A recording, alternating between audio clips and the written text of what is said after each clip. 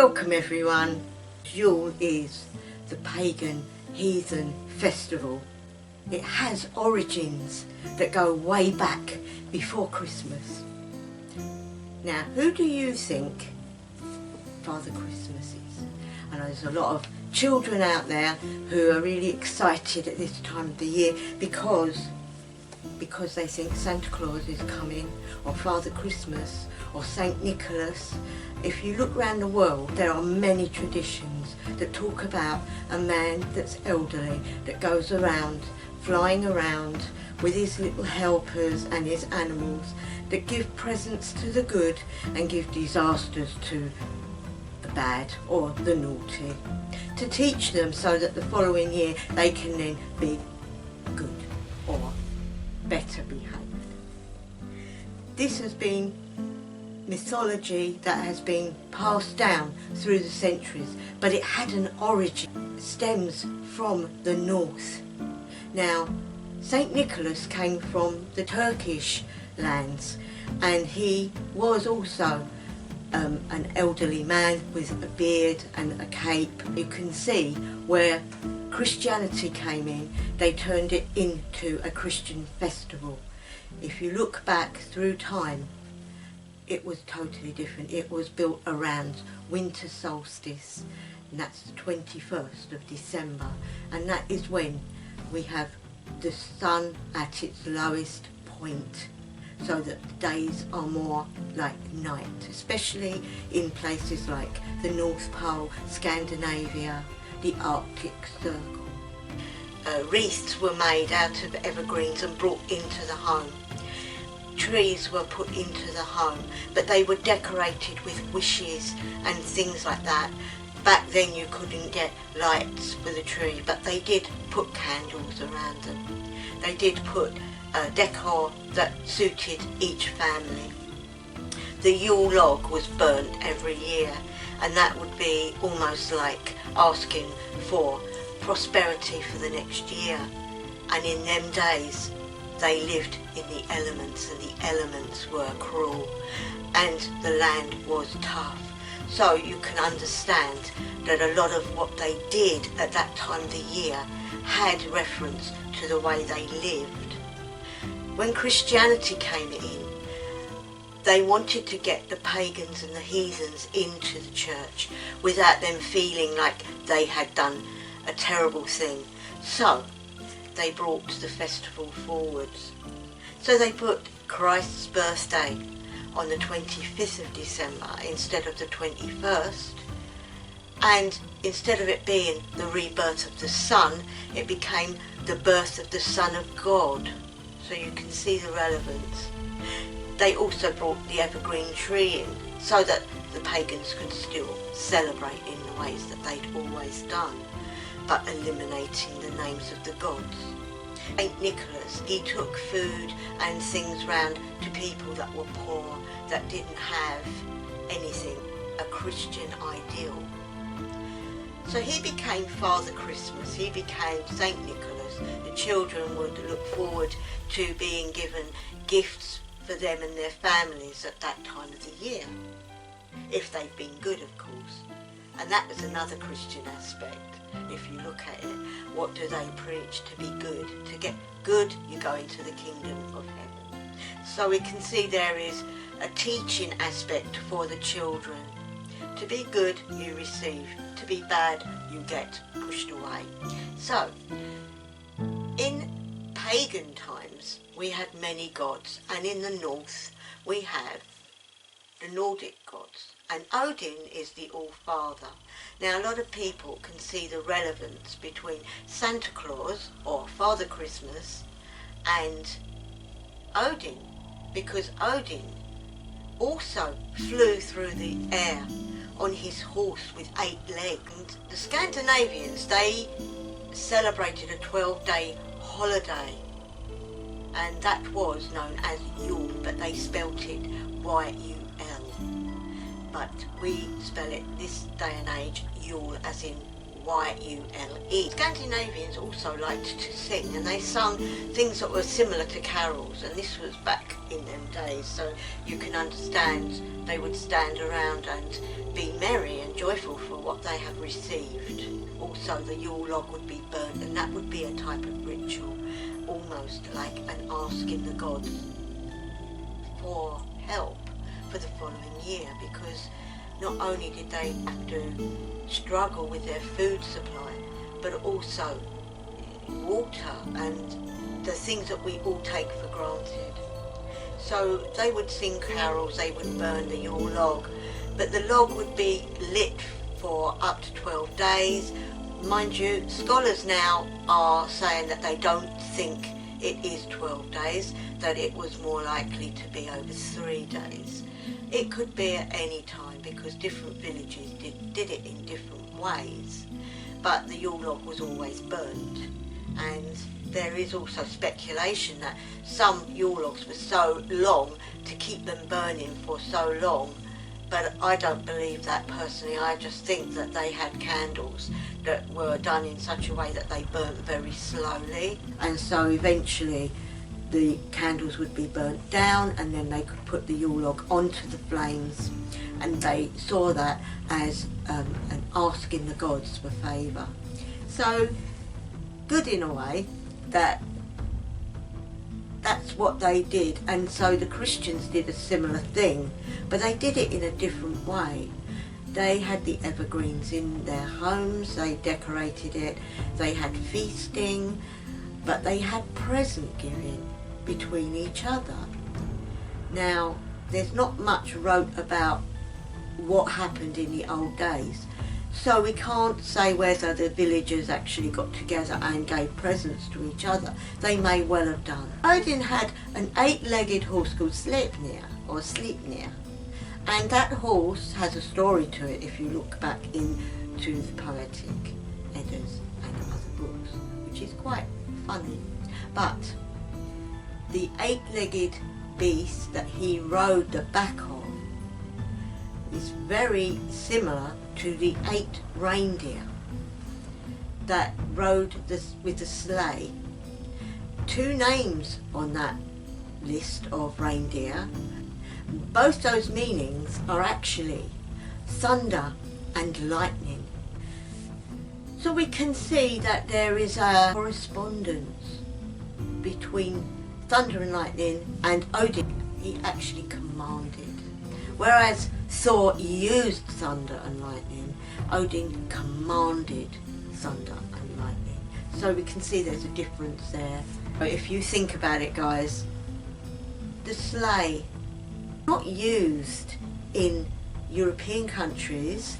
We don't have that amount of snow and ice, so doesn't it make more sense that Father Christmas, who is proclaimed to live in the North Pole, so there is still a link to the cold north, the coldness of the snow and the ice. Go back to Scandinavia, we go back to the Arctic Circle. They lived in rife times, they lived in times where it was survival of the fittest. They would slaughter their herds and keep them in salt and put them for food for the winter. They would keep their fruits and that, and they would dry them out and keep them in sheds for the winter. So the whole village had food, but they also needed other things. They needed fresh drinking water, they needed all sorts of stuff. They needed to keep warm and dry, and they needed to keep themselves through that time of darkness. They also have a lot longer in darkness than what we do in Europe.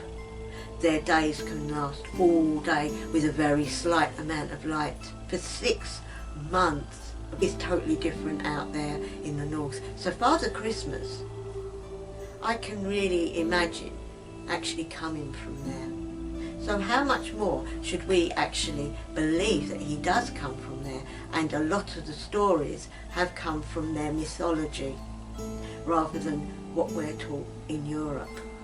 But everybody to their own. Odin was a traveller. He was renowned to go all around the world, and he liked to see who was doing what. He was very knowledgeable because he watched, and he had two little friends that sat on his shoulders called Hugin and Munin, and they were sent out to assess what was going on and bring back the knowledge of what they'd found out. So Odin could find out who was deserving of his help and who wasn't. It wasn't a matter of good and bad, it was what people were doing. Were they behaving? Were they giving to society, or were they not doing the right things? If they were doing good, then they would receive trinkets and food and good luck for the following year.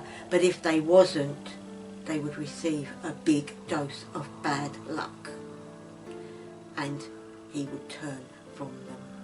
So we can see there is similarity, because Father Christmas is also a giver of gifts, but he also is, if you're bad, you don't get a gift. So you can see there's a difference. A lot less mean, a lot less bad luck, but no gift, or a gift, depending on whether you've been good or not. Also, they both had elves as helpers, which is quite also similar. So Father Christmas has all these elves that makes toys and things and helps him, and also goes out and finds out the children that are good and the children that aren't, and they also go with him and help deliver all the presents. And the 8 reindeer also are very magical animals that pull him through the sky on his sleigh, and the presents are distributed on a particular night. Well, in the Norse mythology it doesn't actually say that he does it all in one night, but Odin goes to the deserving, and his elves are called Odin's men, and they help him. They take the presents with him, or the gifts, and hand them out to the different villages. Really severe weather, so you can imagine he wore a heavy cape, a hat. He would have had red cheeks like they depict. For the cold weather, he had a long white beard, just like Santa Claus does. So we can see that there is such a similarity between the two. And you have to remember that these are things that the pagans believed in before they became Christian. So they had to have something that they could also agree with, which was slightly different, because they didn't want to use the name Odin or the gods, and so they Christianized it. Hence you got the Turkish one, which was Saint Nicholas, and the normal Father Christmas, which he is actually not Christian. He's not nothing. There is no religion to it, because Christianity is a total different aspect to Father Christmas. And that is another thing that people don't seem to understand. We bring the Yule tree in, we decorate it, we sing carols, we burn the log, we do all the traditional stuff, but where does that fit in with the birth of Christ? Now, we can see it fitting in with winter solstice. We can see it fitting in with all the traditions that go with winter solstice. But really, Christianity had a hard job, because they had to come in and get the pagans to decide not to celebrate in the ways they've always done. But the stories still held. The books with all their traditions still stayed. And so it was merged together, and the church condensated and allowed it to happen. But when we look now at Odin, we can now see him. He's depicted in many pictures as an old man with a white beard, with one eye, with a spear, standing firm. Now that's him as the god of war. But we also have pictures of him with a staff, with a heavy cloak and a hat. and we see him in a different light. He has many versions of himself as to where you go in the world. People foresee him in different ways, and even in England, Odin is known as Woden, and we have a different idea of how he looked because we live in a different country, and this is what's happened with Father Christmas, with Santa Claus, with Saint Nicholas, and I'm going to add to that Odin. So when you look at it, guys, what do you think? Do you think it stems from the Nordics? Do you think he comes from the North Pole or the Arctic Circle? Do you believe that Santa Claus is really Odin? I know what I believe. Odin. Guys, I hope you got something from that. I didn't know how to put that across, but it was something that I really wanted to do. There's children out there so excited at this time of the year, and I wanted to share what I felt about Odin because he is our All Father, and as such we need to give him merit for when he gives back to us, because we give our praise and our worship to him, and Yule time is very special, and it's a time when he actually watches what we've done all year long, and that includes adults as well, and he gives from his heart back to us. Close your eyes, breathe through your nose, out through your mouth. Keep doing this till you start to feel relaxed.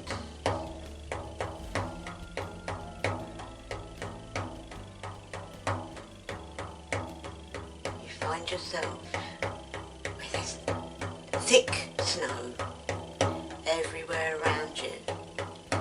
Very pretty. And in the distance you see a little village. And so you take your time and you walk in the thick snow towards it.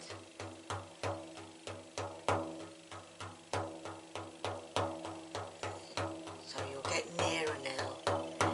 On the way, you hear a noise. You look around. There is Odin's horse with 8 legs. You've never met him before. He speaks to you.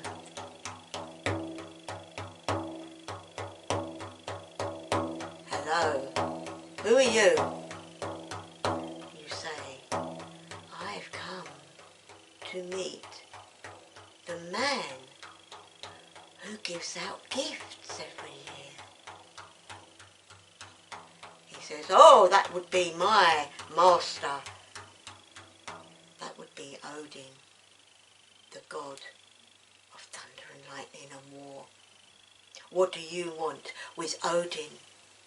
Why do you seek him? Well, I have been told that he also helps people at this time of the year.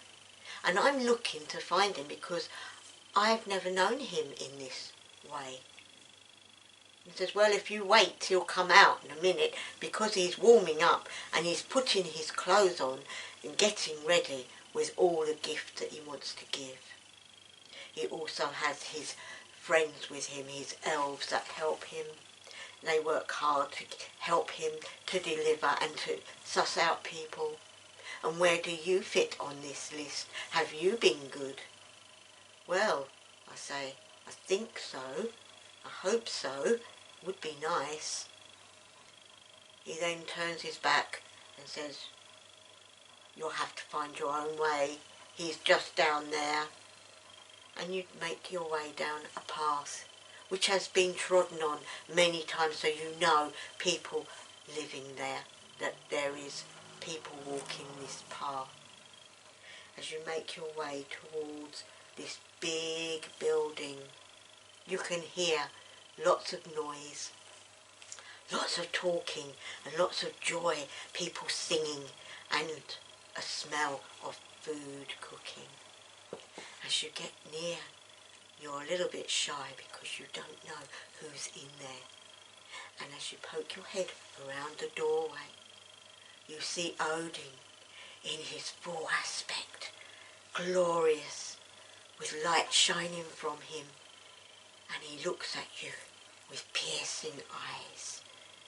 All of a sudden, one of his ravens comes flying over to you and sits on your shoulder and looks at you. And he looks back at Odin and squawks and moves. And Odin says, "Come forward, my child. What are you here for?" Now is the time, my friends, to go and talk to Odin and tell him why you would like to know him in this aspect and what you would love him to give you at Yule, to help you, to aid you for the following year. And while you're there, I will carry on with the drum.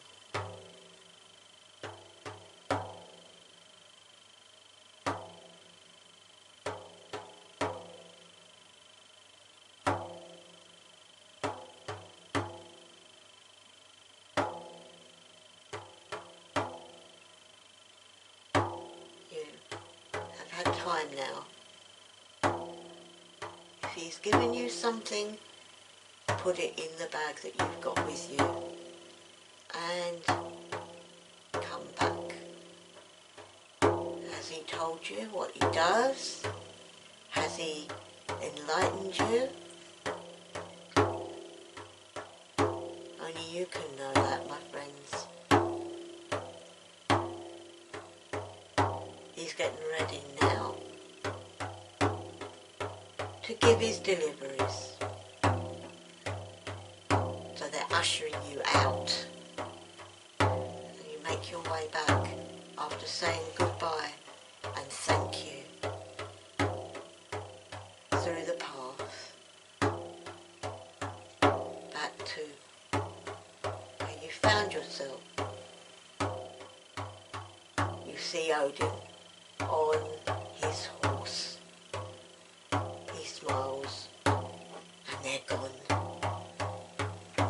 He's flying through the sky and you find yourself back in your body, back where you come from. Open your eyes, guys, and wiggle your fingers and your toes and make sure you get something to eat and drink to ground yourselves. I hope you enjoyed that. Very short, very sweet. I wanted to do something on Odin. I wanted to bring him into your aspect because it's a lovely festival and I think he should be honoured for what he does and not forgotten because the other Father Christmas took over. Everybody to their own practice, to their own ways of belief. Great for the Christians, but we have our own, and Odin is that one for our children, for us. So don't forget, give Odin an honouring this year and do it on whatever day suits you to give an offering to Odin, and that can be anything. You might even like to give the horse an offering, his ravens an offering, because Odin doesn't actually eat, but he does like his beer, he does like his drink.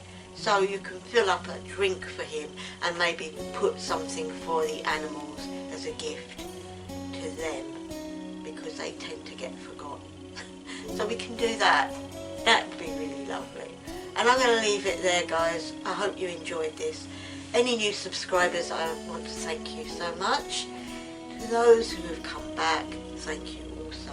And to those that always follow me, I give you it from the bottom of my heart. Thanks and gratitude. I hope you all have a wonderful Yule and a great holiday with your families. And wherever you are, whatever time of day, night or evening it may be,